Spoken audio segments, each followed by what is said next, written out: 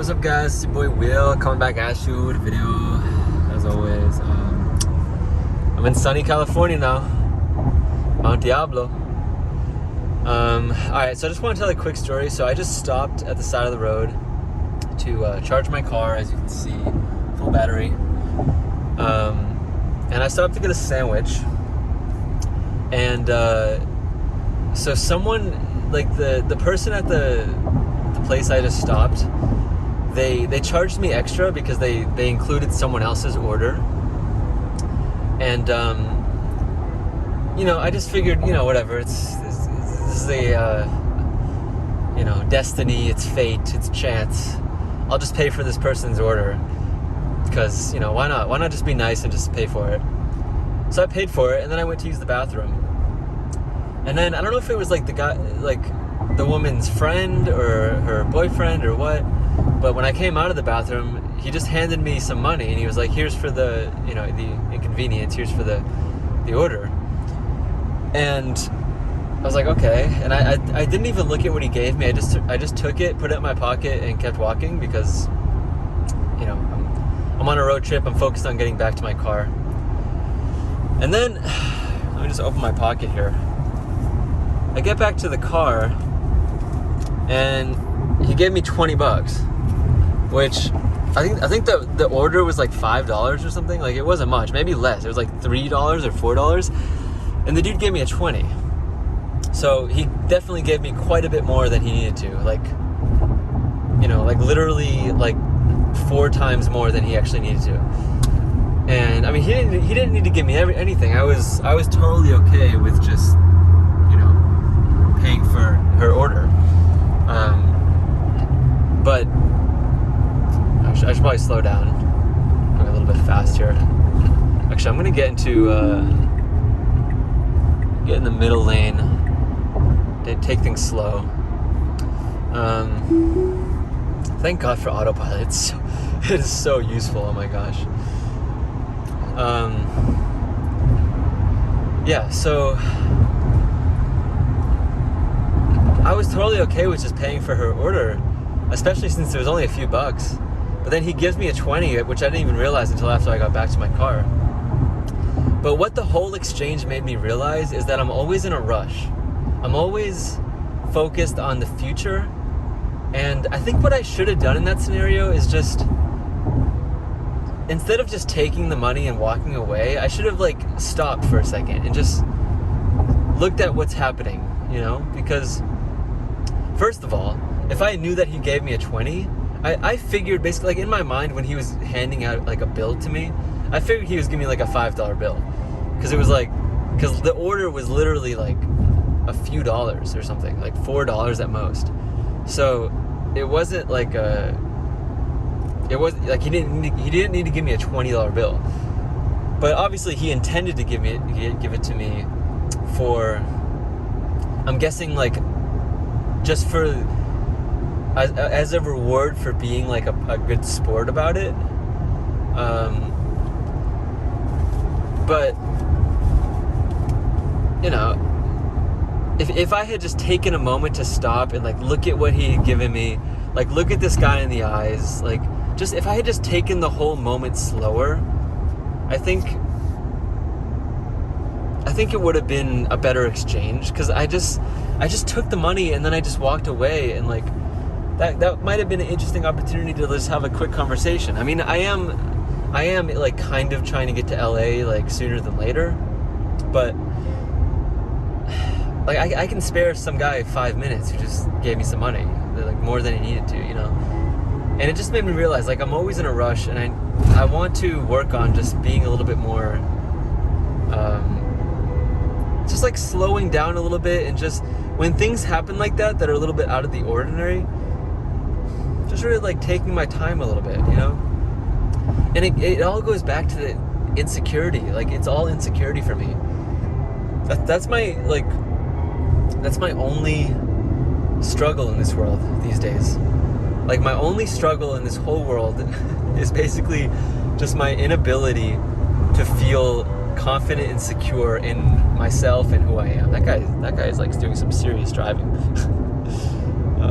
I definitely you know what's crazy about California? Well, I guess like, oh, this guy's doing some serious driving too. These people are in a hurry. What's interesting about the world is like, I feel like a totally different vibe. Like now that I'm in California, it's just like, I don't know, there's something different about it. I've been in Oregon for so long, and I just feel a different energy here. It's really hard to like put it into words though. That's the thing. It's I guess just every location has its own sort of energetical or energetic. Is energetical a word? Did I just make that up? Energetical. Every location has its own like energetic vibe, every energetic frequency, and you know, like the guy at the place I just stopped, he called me the distinguished gentleman. He's like, "Sir, hello, sir, you are a distinguished gentleman." I feel like sometimes I put off this vibe of like I'm like, I don't know. I feel like fuck, dude. I don't want to sound like an asshole. I don't want to sound like a douche, but I feel like royalty. Like whenever I go places, I just feel like I'm kind of like this, just like this high vibe presence that like people aren't used to. So like I just go to places and they're like, whoa, who is this guy, you know? And I'm not trying to be like arrogant or douchey about it. It just is who I am. And like my name's William, you know, William Marin. Like I have like kind of like my name just sounds kind of like royal and prestigious and like academic.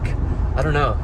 I think part of it is my bloodline. Like, I don't know why. I don't know much about my family history, but I have this intuition, this feeling that like my ancestors did some like crazy stuff. Like they were like deep spies and like doing all sorts of like exploratory campaigns across the world and stuff. I don't know.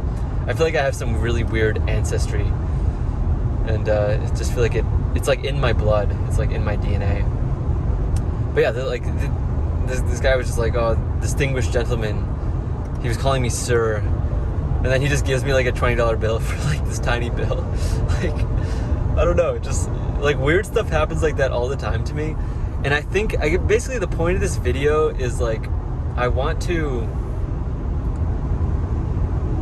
just like slow down a little bit in life. I want to like smell the roses more, you know, or like really appreciate the things that are happening around me, because I take so much for granted. Like the fact that I just had this like interesting exchange with this guy, and not to mention that, I didn't even mention this part. The guy had like a bird on his shoulder. Like he literally was just like carrying around a bird, which like, and he was like, "Hey man, do you like birds?" And I was like, "Yeah, I like birds." That's like,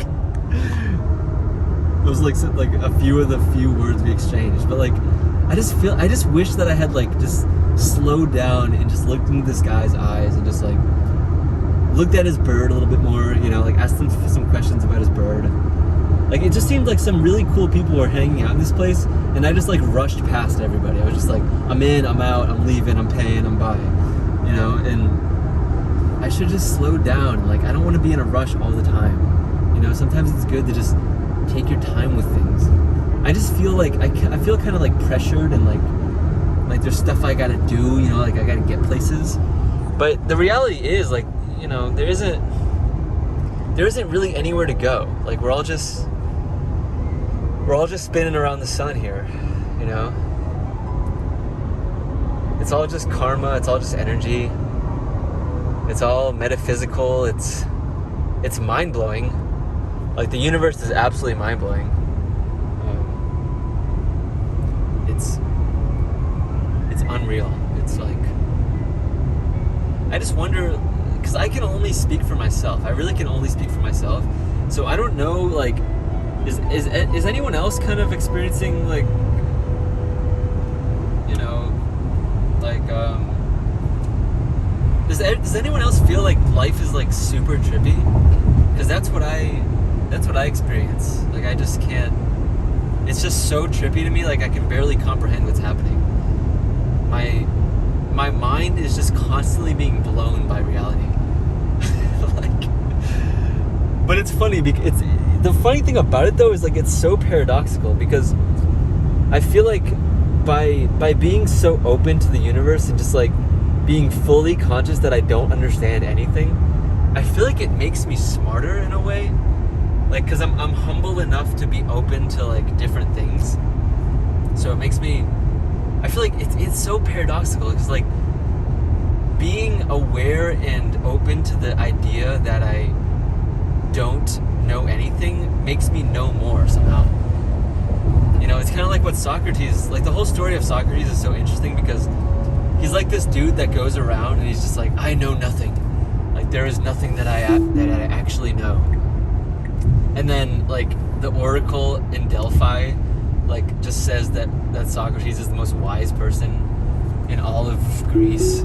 You know, like it's like this guy who walks around saying that he doesn't know anything. The gods of that civilization are saying that he's actually the smartest person in the world, or at least in that culture. Because like, okay, so maybe not everyone knows this story. Like there's this whole story about how like Socrates was just like going around the Greek culture, you know, like the Greek cities and stuff, and he was just basically telling everyone like, hey, like I'm just gonna ask you questions about what you think you know, because you probably don't really know what you think you know. And in reality, none of us really know anything, because it's just the universe is just too infinite to really get a grasp on like much. So that's what he was doing. And then some like other philosopher guy was like, you know what? I'm gonna go ask the gods. I'm gonna go to the oracle and I'm gonna ask like, you know, who is the smartest, most wise person in all of Greece? And the oracle is just like, oh, it's Socrates, obviously. Like it turns out Socrates is just this guy who just claims to not know anything.